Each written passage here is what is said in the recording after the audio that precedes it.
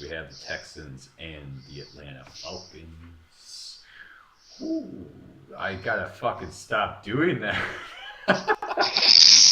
I like it. That could just be the signature. Woo! I don't want to be Like a little- Ric Flair. Yeah, no, we're paying homage. It's Ric Flair. Actually, One of the greatest wrestlers of all time. Maybe I do want to be Ric Flair. All time. Who the fuck wouldn't want to be Ric Flair? He's got he's styling and profiling and limousine riding. All right. Maybe it's not that I don't want to be Ric Flair. I just don't feel like I do a good enough job being Ric Flair. Yeah, maybe not. I'm not there yet. The Falcons, meanwhile, Yeah. are doing some styling and profiling. Nice. 48-21. Like, you got to think. All right, before the season starts, you honestly think, looking at this game, the Texans probably win this game. Now, the way the season's gone, you're looking at this game, you're thinking, all right, the Falcons are probably going to win this game. But damn, I don't know if anyone thought 48-21. Yeah. You know? And realistically, it was like 48-7, and they just kind of like. It's Yeah, like, it was a lot at of- this point, like, whatever. And you just kind of like let them kind of come back in a way. I mean, barely. I knew it was enough time to. Yeah, the fourth quarter, if you're a Falcons fan, I know this is still a huge win, and they probably did let off, but they allowed, like, every point I think that Texans scored was in the fourth quarter. So, you know, you gotta be like, all right, boys, I know we were winning, but close the game. Of course, they did answer with the touchdown later, but that's more on the offense than the defense. Yeah. I think you have a little talking to at the defense. Like, great performance, but let's you know, you know, just Yeah, I know what you mean. I think that they felt pretty fucking secure. right. What was going on?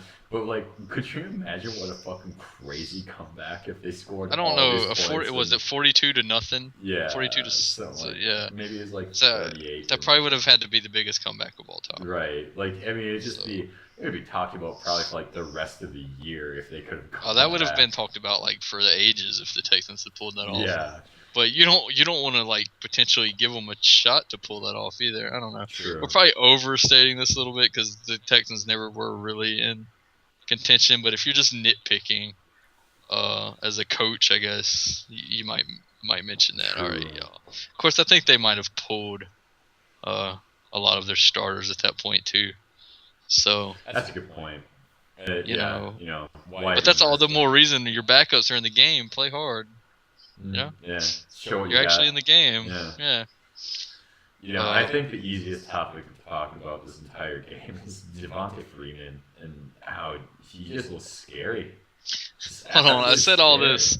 I do have to say that the last score of the game Wasn't it? was a defensive touchdown. That's what I was So thinking when you said maybe that. they got chewed out in the fourth quarter.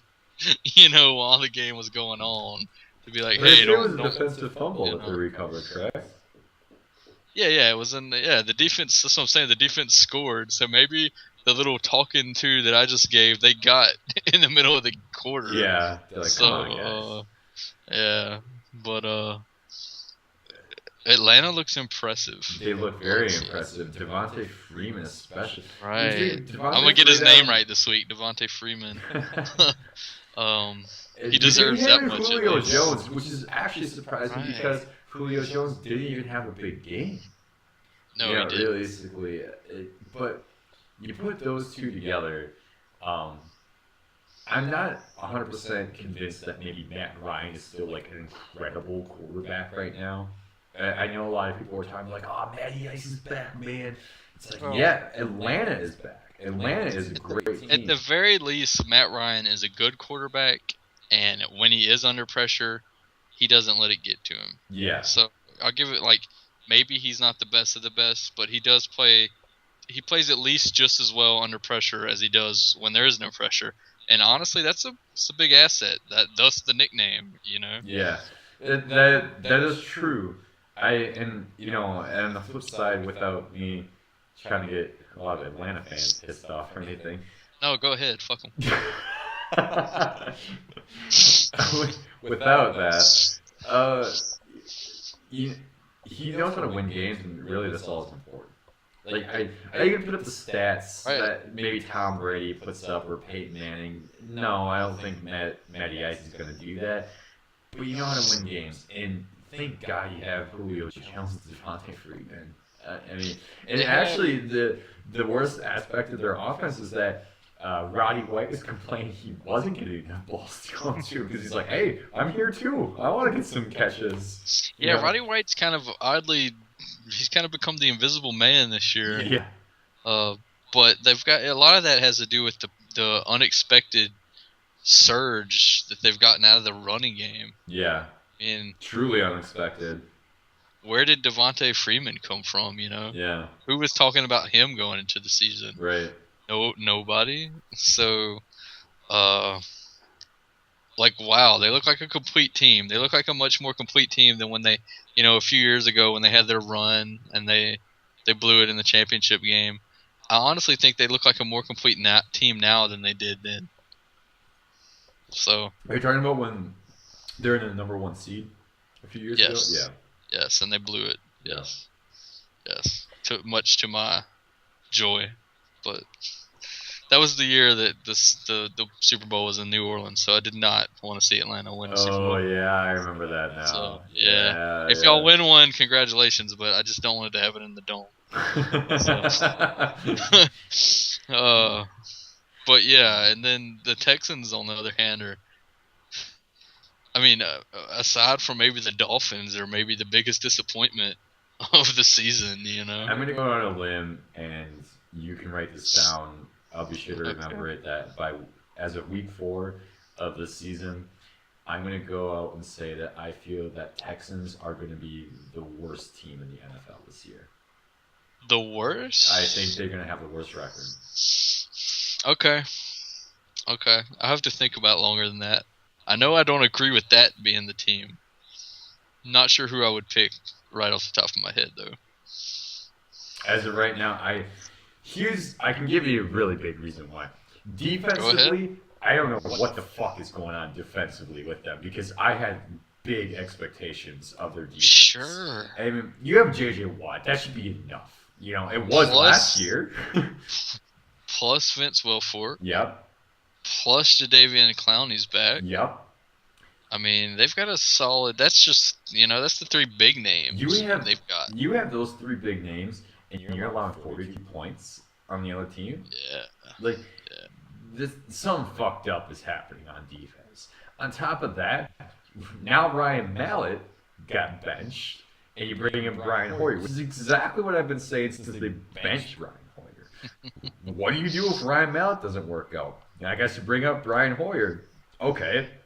Well, he didn't win the game. If he doesn't win next week either, what do you do if Brian Hoyer doesn't win your games? Do you bring back Ryan Mallett again?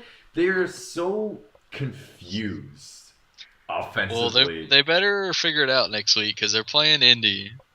So which is a very also confusing team, I think, this year. Sure. So the loser of that game, though, is... I know Houston has a worse record, but Houston loses to Indy.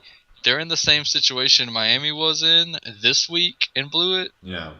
Houston loses to Indy, and your prediction of them being the worst team, I might be more prone to agree with it because it's in Houston too. So that's a must-win game. It is a must-win game. It is a must-win game. It's also a divisional game, so of course it's a must-win. It's just Texans this year. I mean, and what I think what almost makes me most upset is because I personally had so much hope for him. I really like Brian Hoyer. I liked him on the Browns. I mean, of course I love J.J. Watt. He's a Badger boy. Of course I love J.J. Watt. I mean, probably besides Aaron Rodgers, he's like my favorite player in the NFL. Biasedly / non-biasedly, I don't know how to, whatever. How can you judge me having a favorite player in the NFL? Everybody has a favorite player, so whatever. Hey, I like J.J. Watt too, so... I mean... Most people do, I think. Yeah, exactly. Everybody loves J.J. Watt. He's just a fucking beast.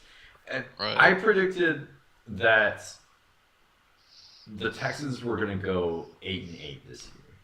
I thought they're going to do better than they did last year. I thought they were going to have at least a solid, just 500 season. and be like, Right. they have what it takes, both offensively and defensively, and it's not happening. And I'm really sad it's not happening. And I guess I'm just disappointed all around with it not happening. The note that I think I would want to leave this on, which is a bit of a low note for Texans fans, I guess. But You're gonna go lower than what I just put him at, so go ahead. when you hear Yeah. it, the reality is everything you said is pretty much true. And in the worst case scenario, if that stays true, you're gonna lose J.J. Watt to another team because he's gonna want out. So if J.J. Watt's gone, then it really has the boat is on fire and sinking. Like they don't have that. Like how loyal is he going to stay to this team if they don't show that they're at least trying to build something? And I mean, Jadeveon Clowney, even if it just looks like a mistake that they picked. It was just the year before last they were the worst team. Yeah. They got to get it together on offense, especially, but even their defense. I don't know what's going on there. Coaches are on the hot seat. Gotta be. No way they can't be. I don't care if they just started. I don't care.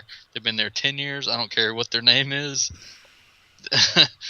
You got to get the shit together because your star player, you got to keep that dude happy. Man, so I don't know what there you go. I'm gonna sum up real quick before we can go into like a 20-minute discussion. Wouldn't he? He would love to be sent to Green Bay. I mean, come on. I don't know They're about a contender. him personally, but I would fucking love for him to be in Green Bay. I'm just saying, he's a Wisconsin boy. He's a fan. I mean, they're a contender. I'm just saying, teams are going to be trying to steal him away. Jesus Christ, if J.J. Watt was in Green Bay, that would just be let's insane. end this before you have a wet fantasy on the record. One thing, I'm going to make it very quick. J.J. Watt has publicly announced that he will never play for another team other than the Texans. Doesn't mean anything. Exactly. That was going to be my rebuttal to my own statement. Ted Thompson said that Green Bay was never going to play in London, and they're playing there next year. So that doesn't really mean anything. I know he said it, but that kind of hit reality. If they don't get the shit together, I think J.J. Watt might be gone. They might not even. It might not even be his decision. They might just not have enough room in the salary cap to keep him there. All right, bye, good luck, and honestly, probably better luck anywhere else. He might love Houston. He might love the fans. Yeah. But once you have a rift with the ownership, when you feel like the ownership isn't behind you anymore, he's gonna want to leave. Yeah. When the management, whatever.